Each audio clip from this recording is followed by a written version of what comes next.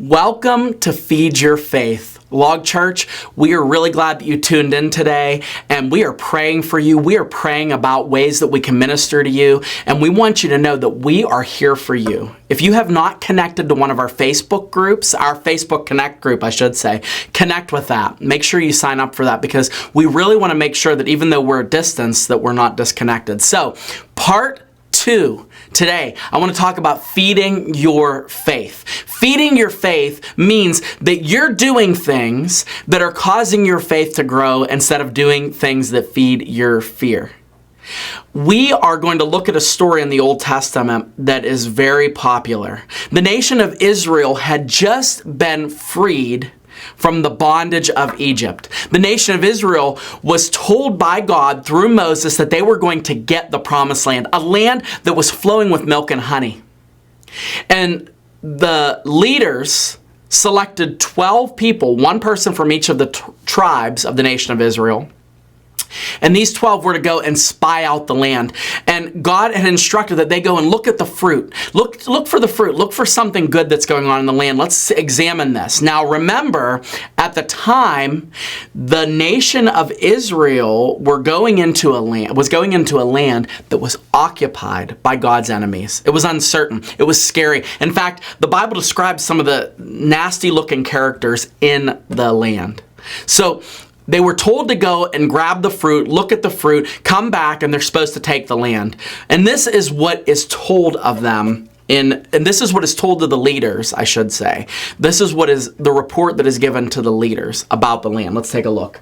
It says in Numbers chapter 13, verses 27 through 28. Now pay attention. It says, they told Moses, they said, we came to the land that you sent us. This is the spies talking. They said, we checked the land out. We got the land. It's groovy. But here's the cool part. It flows with milk and honey. Just like you said, God said the land was going to be good, and it is good. It's even better than we expected. It flows with milk and honey. There's massive grapes. There's tons of fruit. It's an unbelievable landscape. We're going to be able to eat there because remember, food is an issue. These people are migrating, and the fact that this land is plenteous with food is a real big drawing card as to why they should go. But pay attention to this. He says this is exactly, remember, God said, go, let us know how the food is. Let us know how the land is. And then go take the land. But this is what happens. It says the land flows with milk and honey, and this is its fruit. However, that's all we're going to cover. However, that's where the story gets bad. In fact, that's where our story gets bad in our lives. We know what God wants us to do. We know that God's doing something new. We know that God is even doing great work while we're in a weird situation like what's going on with this virus and being at home. We know that that's not ideal, but we also know that God is doing great things. So what happens is we start to focus on the great things. We start to feed our faith by focusing on the fruit that God is putting into our lives. But guess what happens? However, I haven't been able to see family.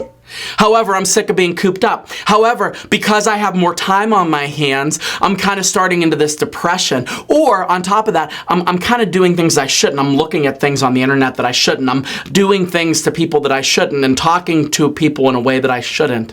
However, this isn't ideal for me. However, God is doing something good. But however, we always want to focus on the however. We always want to focus on what we can't do. We always want to focus on the opposite of things that are going to feed our faith. So I want to challenge you to stop at the fruit. And I want to challenge you to think about what God has waiting for you. I want to challenge you to think about what God has waiting for you. You know, there's going to be a time that we are going to be able to have normal life again. I don't know what normal is going to look like, but there's going to be things that we celebrate.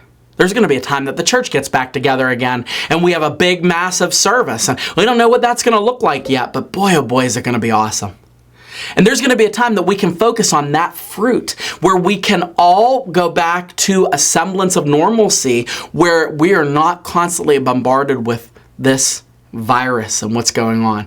We can focus on that right now, that there's something that God is preparing for us to do. There's things that are changing in your life right now that God is working in you that He would not have been able to do if you weren't sidelined with this virus situation. You have to focus on that.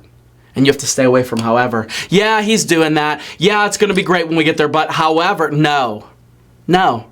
That's where the story gets wrong. In fact, Israel pays a very, very deep price because of however.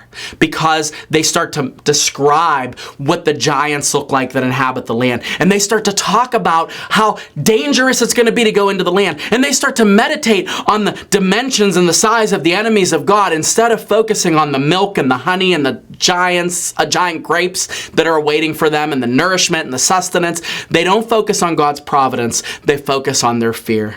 How do you get past being in such an uncertain season? Well, I think that the best way to do this is to look at exactly the attitude that Jesus had when he himself was heading to something that we can't even comprehend.